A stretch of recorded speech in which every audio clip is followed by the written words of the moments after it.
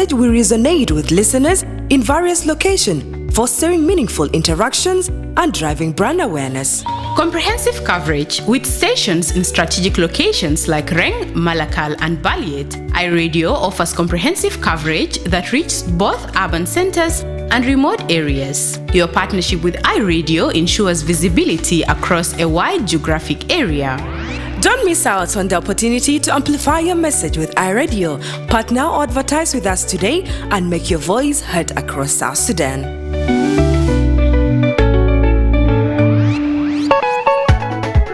iRadio, for reliable and objective news from across South Sudan and beyond.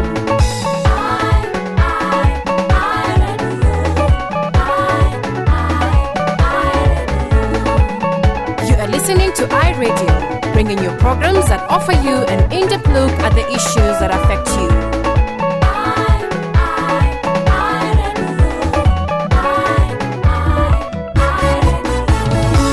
iRadio, your eye on South Sudan. The Dawn on iRadio.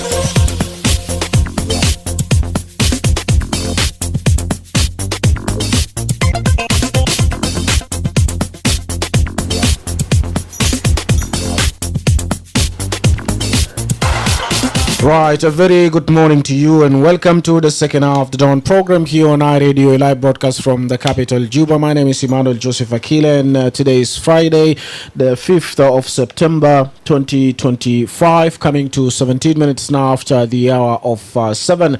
Now in the second hour of the Dawn, we're going to talk about the current affairs in the country. We'll more focus on the status of the revitalized peace agreement and some of the crucial chapters. So I'm joined live in the studio by civil society activist Lona Merikaje, who's the head of South Sudan Democratic Engagement Monitoring and Observation Program. We'll talk more about homegrown peace initiatives. So Lona Merikaje, it's been a while and it's good to have you with us in the studio this morning. Thank you very much for having me. It's a pleasure. Yes, with all the challenges the country is facing, and especially in regard to the revitalized peace agreement, many are arguing that the peace is no more, especially the implementation of the revitalized peace agreement.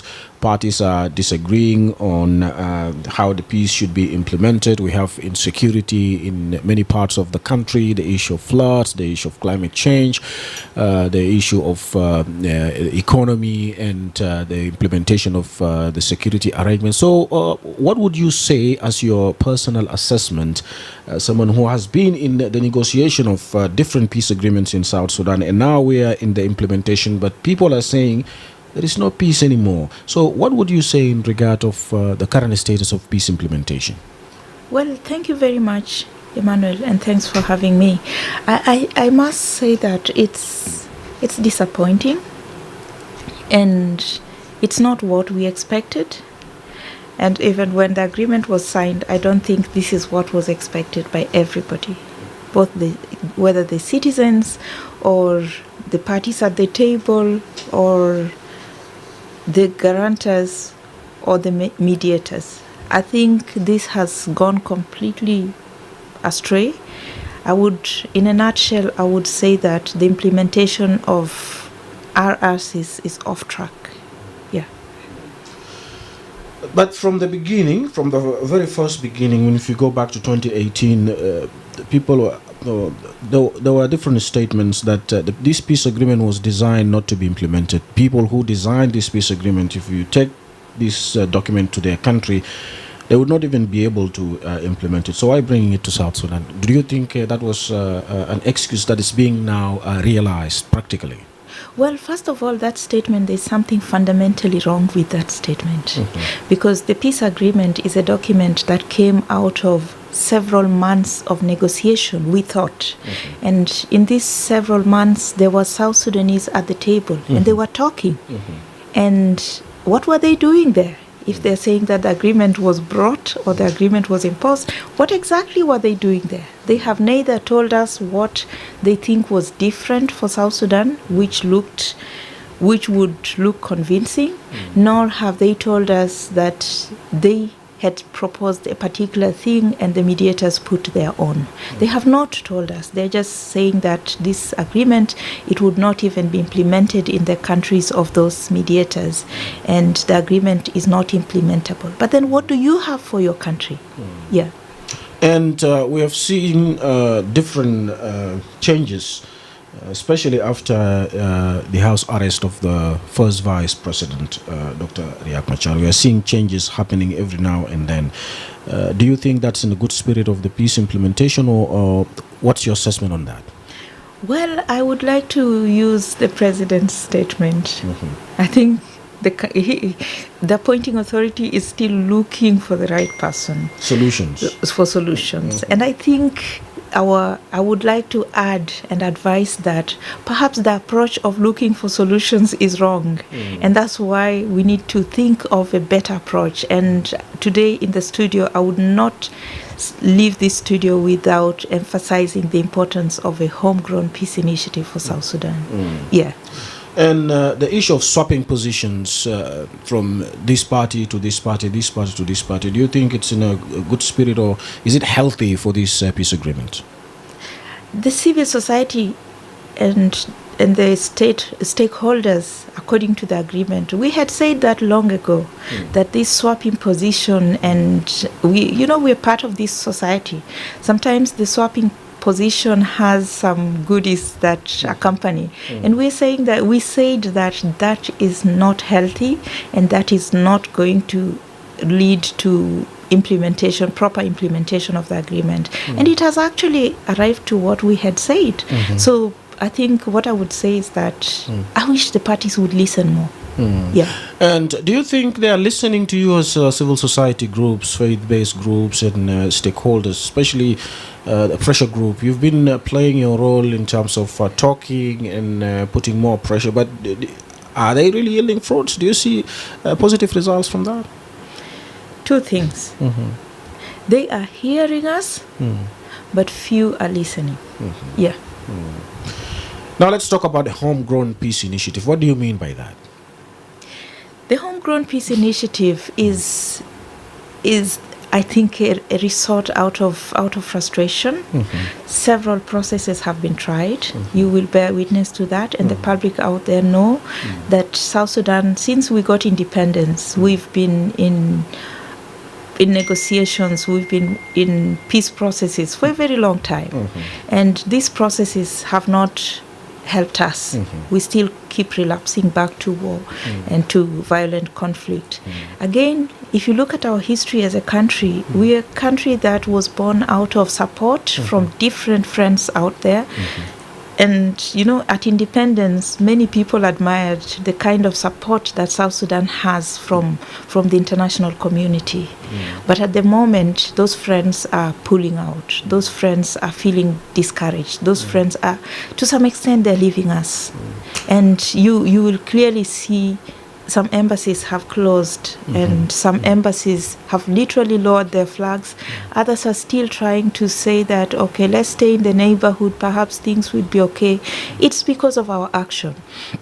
And if friends have tried, and if the region have tried, and we are not listening, perhaps we need to look inwards and rethink about our behavior and how best can we be able to find a solution for our own problems.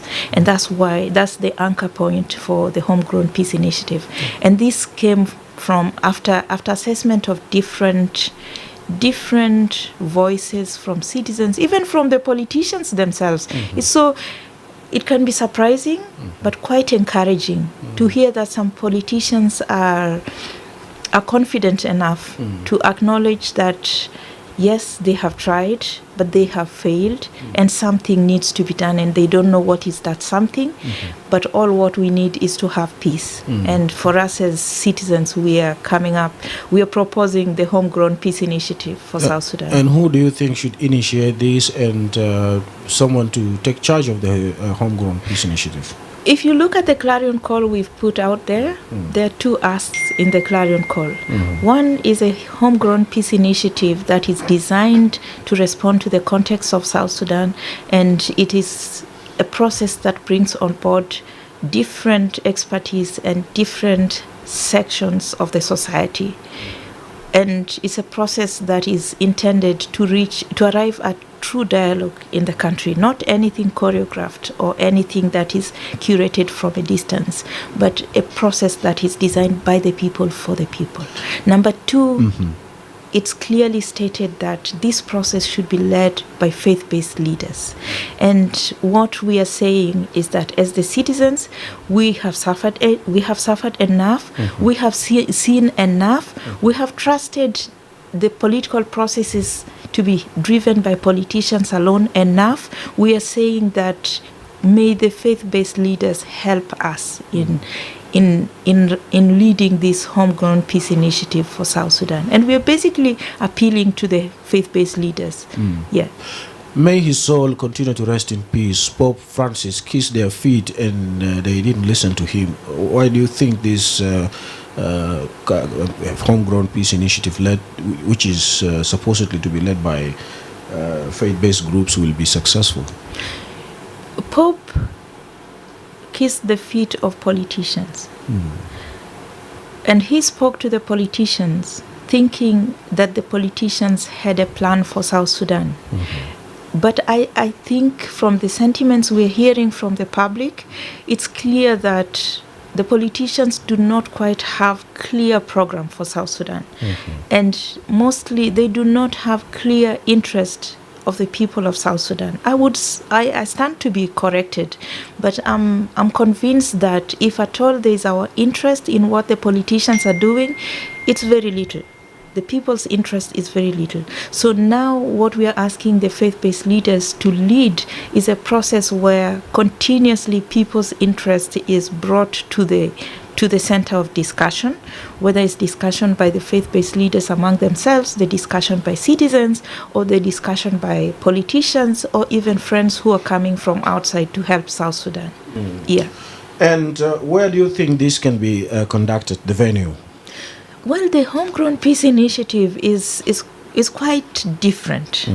You know, when many people talk about peace initiative, they think of a big conference where delegation will be sent, and some people will be thinking about travel allowance, and some people will be thinking about per diems and all that. No, what we are saying is that we need a multifaceted approach. South Sudan requires an approach where the people should speak, because the problem we are addressing is with the people. We need to hear from the people. We need to have the academia contribute their intellectual expertise in analyzing what is happening with us. We need to have civil society put their efforts in mobilization and do proper analysis and bring in different concepts to play. And we need to have the political actors sit at table and talk to each other. So it's going to be, the country has to speak. In a nutshell, the Homegrown Peace Initiative is an initiative that South Sudanese from all walks of life will be contributing into building the peace. And we are still appealing to the faith-based leaders. Please lead us in this process. Now you have holdout groups looking at Tumaini Peace Initiative, for instance. Those who are not in the country, look at the group of those of Thomas Cirillo, for instance. They are not here.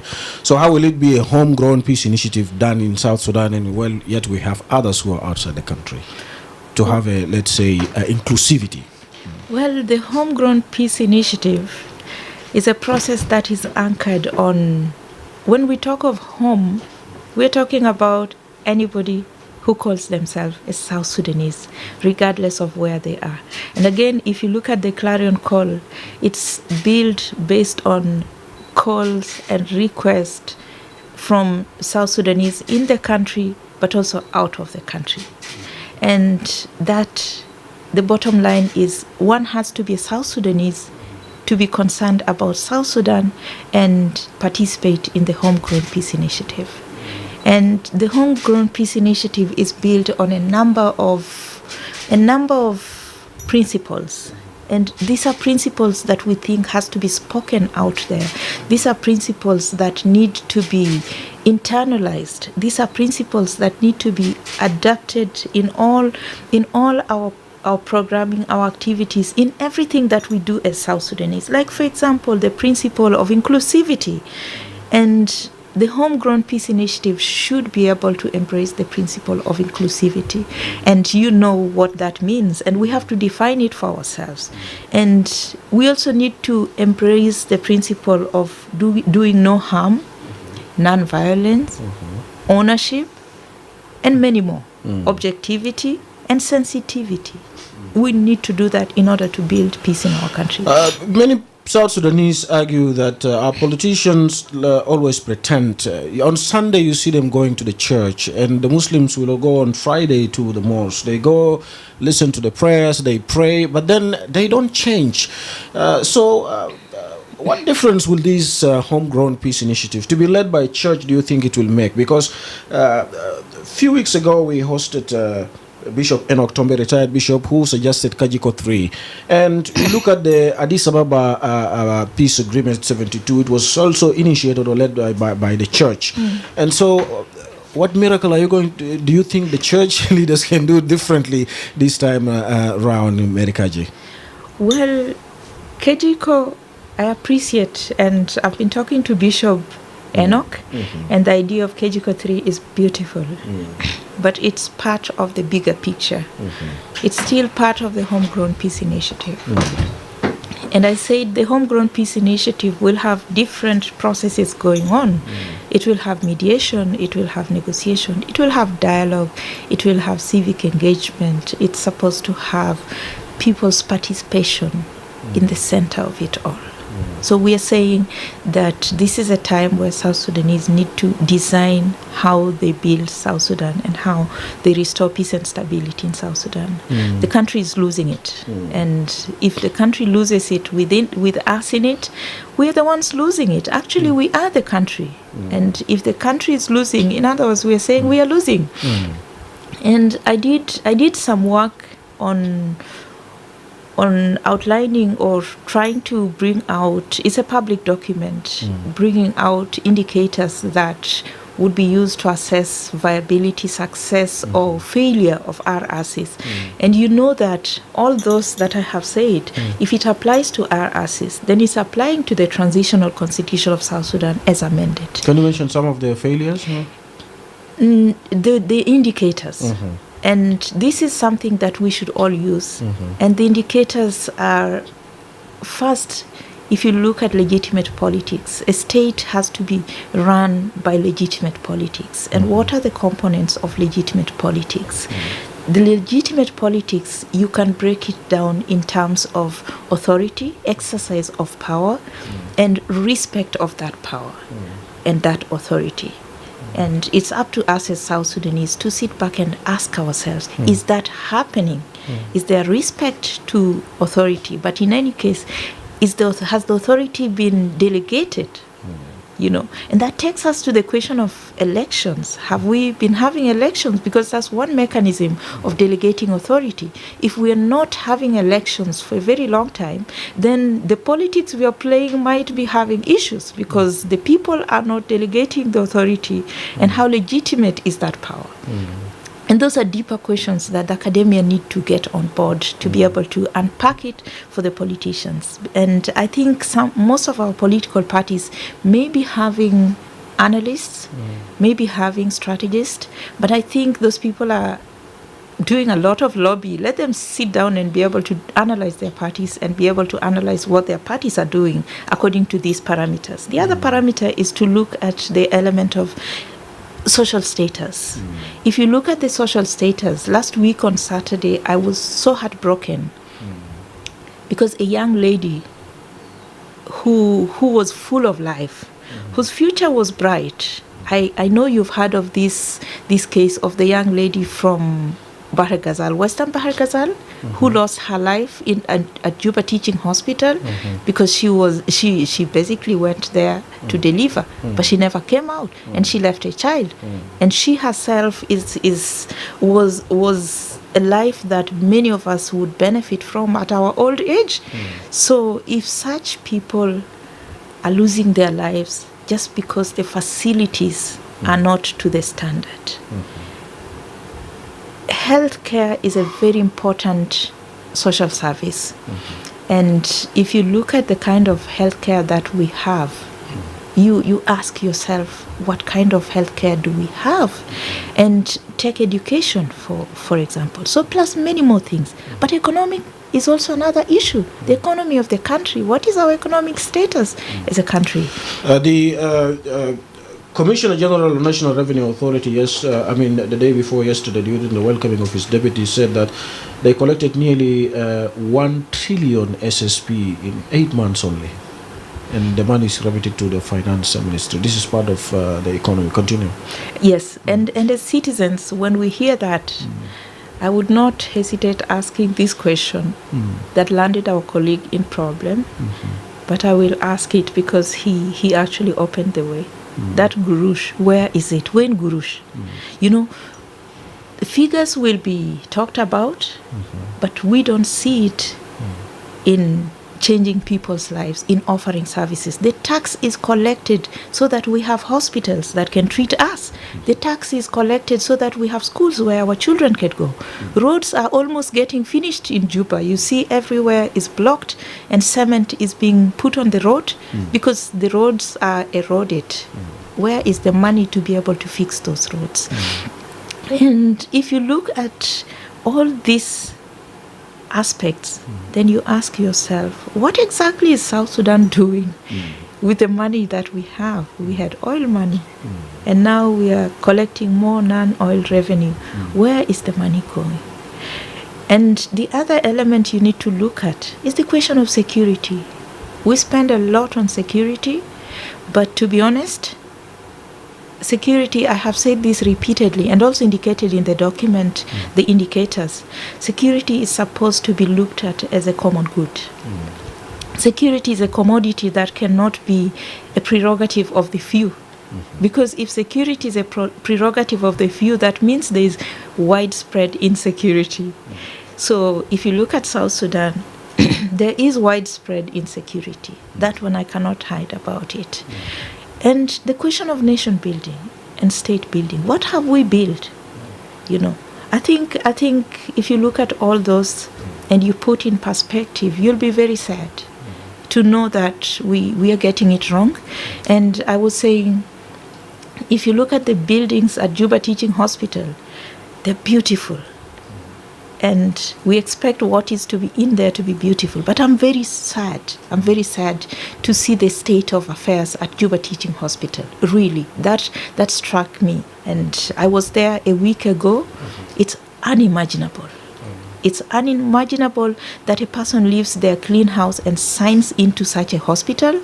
It's unimaginable that a medical personnel who is trained and knows what needs to be done is subjected to be operating in such an environment. It's very bad. Yeah, so something needs to be done. Right. One more question about the homegrown piece before we can pick few calls. In Africa, we're Africans. You have... some leaders might not be Christians or Muslims believing in our traditions. So do you think if the church is to lead this process, do you think they will see it as something, they might say this is just waste of time because they don't even believe in the religious leaders? What do you think? Well, I think we need to, and thank you very much for giving me this platform. And I hope you'll give us this platform so that more and more volunteers would be able to come and explain. Yes. The Homegrown Peace Initiative is a process that will be designed. And we are saying that it's a process that should look at South Sudanese not because of their political status, but because of the mere fact that we all hold the same ID as South Sudanese. And then the question is, what do you have to offer? If somebody is not believing, does not believe in the Christian faith or does not believe in the Islamic faith, what do they believe in? And is that good? And that's why we have the values. Because if there's any belief that is talking about violence, for example, and we're talking about the principle of non-violence, then we need to take note of that, and that need to be addressed, because we don't want a country that is driven by violence. If it's a belief that allows them to do harm to everybody, then that's not a society we want to live in. If it's a belief that makes them to exclude other people and utilize national resources for their own benefit, for themselves, then they should know that that is not what South Sudanese want. Right. Yes, and I want to say that, to be honest, there's so many South Sudanese out there who want peace. Actually, Junubin want peace. The only problem is we have not designed the peace that we want. And we are saying, this is the time, let's design it. And why did we pick on faith-based leaders? Because we did an assessment. I am an activist. I'm a civil society activist. We did an assessment. And, the issues of peace and nation building, we have to be very honest. Our rating at civil society, I know sometimes, even here at iRadio, people would call and say that civil society, you need to take lead. But we've done an assessment and we realized that the rating and the respect and the following for the faith-based leaders is more than civil society, is more than any political party, is more than the private sector. The people are saying, let the faith-based lead the process. So who are we to distort people's voices? Last I checked, our role is to amplify the voices of the people. And by doing that's why we put out the clarion call, and we have so many volunteers signing in, and the testimonies are so beautiful. If you see the testimonies, you would love to be a South Sudanese, because there are South Sudanese out there who are saying that indeed we have to do something for our country. There are South Sudanese who are saying that I am very busy trying to make ends meet, but anything for peace, please count me in. Right. That's so beautiful. What else do we want? Can we work together with them? Right. And we have a number that we have put on our clarion call.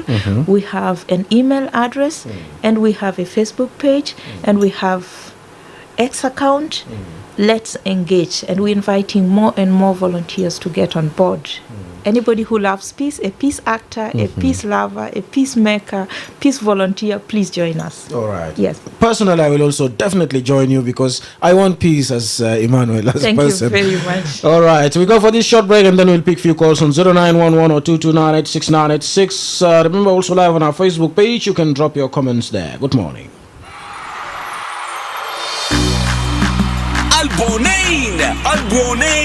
Albonain. Always at your service. For all wholesale traders, save more for your people. Wholesale food items available now. Sugar, rice, oil, and more, including cars and beyond. Top quality, competitive prices. To place your order, WhatsApp 09123 03076 or 09123 06078 or visit us at Juba Airport Road. Albonain, always at your service. Don't miss out. Quantities are limited. راديو لأخبار الموزون اللي تكون بيتمت فوقه من كل جنوب السودان ومن برا جنوب السودان. أسمع تكون لأي راديو أنا تكون في جنوب السودان.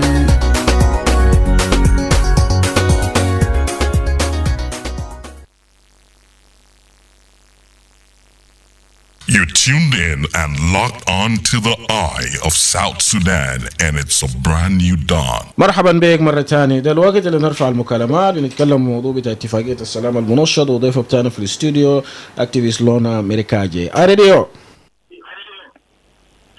Radio Emmanuel. Yes. Yeah, this is Diande. Ding in wow, welcome. Greeting to Lona Merikaji. Actually, I'm telling her, Lona, please add me also. If there is a way forward here in WOW, we can play our role. Thank you. I'll give the numbers at the end of the show, or I can give it now, Emmanuel. Yes, you can give. Okay. We have a WhatsApp number, which is plus 211 928 465 104. Let me repeat it again. Plus 211 928 465 104. That is a WhatsApp number to all volunteers, everybody. You send a message to that number, then you start your process of getting into the team of volunteers. There's a beautiful community of peace builders. And our email address is homegrownpeaceinitiative.ss@gmail.com. And our Facebook page is Homegrown Peace Initiative for South Sudan. Oh, I will connect myself now to all of this. All right, good. Now you continue with your comment. Yes. My question is that, Lona, I think this country of Chogas, South Sudanese who are actually loving peace, and this is something that we have been fighting for. Yesterday, there was a youth program in iRadio, evening hours, and I was telling that young man that this country, it is us, the young people, to pick it up and start fighting, but not the fight of taking gun. We go and fight, kill innocent lives, we come back, we host ourselves in a hotel, and then again, we send our children abroad, we loot the resources of the country, we don't develop a nation. This is not the fight. The fight is what you are doing now, Lona. This is the fight that even if we see it is not going to be successful, but let us try, because I believe most of our leaders today, some of them are sham leaders. They come to the leadership through shams. They go and witchcrafts and to get positions, and at the end of the day, they believe in what they want. They believe in wealth. So my question is that at such situation, how do you convince such a leaders whom I believe they are not actually after God and they are not even after human being? Because if you fear the life of human being, you fear God. But I believe most of our leaders today doesn't fear the life of South Sudanese. They don't care at all. How do we convince such? That is my first question. The second one is that modalities. Because we are already going to campaign and do things. How do we do and how do we approach them actually? Are we not going to be a risk of security? Because our security seems that anything, even if you are coming with a good idea, you are against the government. I don't know. What do we do? Thank you. This is my two questions. All right. Thank you, Dieng Ding. Radio. Hello, Radio. Yes, revert back to us on the same line, 0911-22986-986. Radio. صباح الخير إيمان الجسر وكيله. صباح النور. متصل كشوق من POC 3 جوا. كشوق من POC، تفضل. في البدء أنا ضايق وضايق ضيفنا الكريمة في الاستديو. سؤالك الآتي لضيفنا، التنظيمات بتعمل كثير في جنوب السودان. هم أصلا بتهدفوا إن جنوب السودان يكون بلد نظيف، بلد فيه سلام. سمعنا كثير من أدمن ياكاني بما سياسة في الاستديو وترمنيان كلها بتعمل تصب المصلحة العامة لجنوب السودان. طيب سؤال الآتي، أنتم أصلا الآن بقول يوم 12 شهر 9 بكون مبادرة داخلية لجنوب السودان للسلام. جنوب السودان وقتي اهتم بدولة يوغندا. المبادرة يوم 12 بقول بسبني بكون فيه دكتور يوم مشار للأسف في السجن، بكون فيه ناس فاقان عموم والآخرين في خارج جنوب السودان، بكون فيه أخوان ناس قاعدين في الغابات، طلعوا في الرجاف وطلعوا في المعسكرات قاعدين ديل، ومع الآن مدسين في الغابات هنا لأن اتفاقية سلام يعني هم شايفين انهارت. نمرة 3، هل اتفاقية سلام دلوقتي مكتوب بحرف أو باسم سيد الفخامة رئيس الدولة جنوب السودان، ده مكتوب في اتفاقية. لا بلاول له هو دكتور رياض مشار. النوبة الثانيين ديل قال يتم اختيارهم وفقا لتقسيم على العذاب التعدين. لماذا ده فترة نمرة 2. الفترة الأول ده كان تم إصابة دكتور بشار في جيوان وخرج زي كونغو. كان أنا بسلام جبت سلام بالنام جاء حسب السجن تم تبديل بتاعه بفاركول. الكلام ده الكلام ده قانوني أو اتفاقي داخل اتفاقية وأنت الآن تنظيم بتاع المدني. اوكي. شكرا. alright، شكرا. راديو. هلا راديو. نعم، نرفع مكالمة ثاني واحد قبل ما نرجع لضيفنا في الاستوديو. راديو. راديو، good morning. Emmanuel Joseph Akila, good morning. Yes, good morning. David Magog from Wow. David Magog, welcome. Appreciation to Lorna for explanation, and they did not even give up. So go ahead, all South Sudanese will be behind you, so long that you are going with the peace initiative. But I have some few questions too. Number one, if all many agreements are dishonored, how sure are you this grown home initiative will work? because if you can see, the agreement was called Compromise Peace Agreement, so that the South Sudanese politicians can compromise themselves, and they fail. It have been revitalized. They fail. It have been a roadmap. They fail, and they make it as a roadmap too. So, and you people of civil society, people are the churches and whatever, religious leaders, all of them are there, and there's nothing happening. This home grown initiative going to be conducted without the participation of the politician? If they are part of, do you think this one will work? The politics of this country have really failed everything, and South Sudanese now have lose hope. And the reason why South Sudanese don't even ask for the power, it is because the politics in the country is being played with a gun, and this is where the problem is. Are you sure that this initiative that you people are running after will bring a solution in the country? No. Lastly, if our politicians now violating what they have signed, because if you see the cabinet first minister was saying that the roadmap was designed by the sons and daughters of South Sudan, that means it will be implemented, and they failed to do so. Now, what will be the way forward for all South Sudanese to be out of this problem? The country is being shared as a power-sharing government, and we are not being given part as the people of South Sudan as the country is being shared now. Where is the power-sharing? Where will be the right of our citizens? Right. Now, the civil society, we don't blame you, but there will be no solution of which you are given a right for the people of South Sudan to get peace. Anyway, try your best. We'll be behind you. But if God will not be part of this initiative, it will still not work. All right. Thank you. Thank you. And indeed, that's why they gave it to church or to religious leaders to lead it. It is because of the respect. Now, Merikaje, we have a number of comments, but then we have about 7 minutes, so you can respond to all of them. Go ahead. Well, thank you very much. I missed the Arabic one. Maybe if you can translate that. Kasha was asking about peace collapsing and the revitalized peace agreement named names, especially the president. His name was there, the first vice president, and then now he's under house arrest. So what do we do now with the peace implementation? Is it collapsing, or what exactly can we do as a way forward? That was the summary of his question. Okay. Thank you very much. And I really want to appreciate the callers.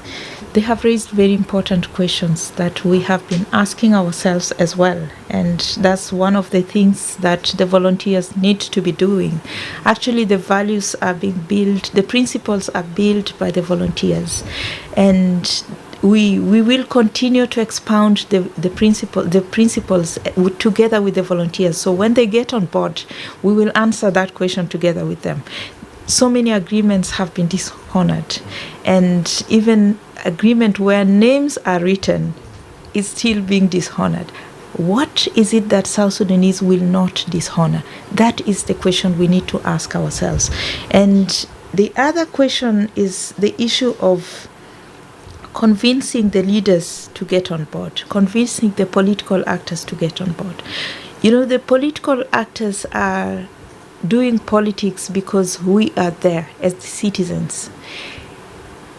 They then need to listen to us, because if we are saying peace and they are saying violence, if the youth are saying peace and the politicians are saying violence, you'll realize that they will have nobody to perpetrate the violence, and we will talk peace.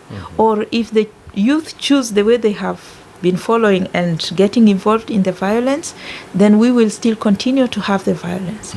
So the choice is ours as South Sudanese. What do we want? And that's why this process is not a process that is being imposed on anybody. It's not a process that has a template.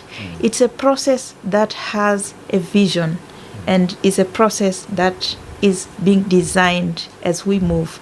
And that's why we're talking about inclusivity in terms of everybody comes to the process with their contribution, with their ideas, with their energy and their efforts. There are volunteers at the moment who are compiling, and if you look at the WhatsApp account, those who are responding, actually the technical secretariat, which is being hosted at Sudemop, is purely by volunteers. The Facebook page is also created and being managed by volunteers. So the question we're asking is, what do you have to offer? And to the politicians, Yes, we know a lot has happened to this country, and a lot has happened to us in their hands, but we are saying, let us take account and let us rebuild, because this country that we have is definitely not the country that we struggled for. If you were to ask those who were in front line during the liberation days and struggling for independence of South Sudan, even when we lined up to vote for independence, we did not vote to get this kind of a country. So what kind of a country did we want? Can we build that and build it in a peaceful way?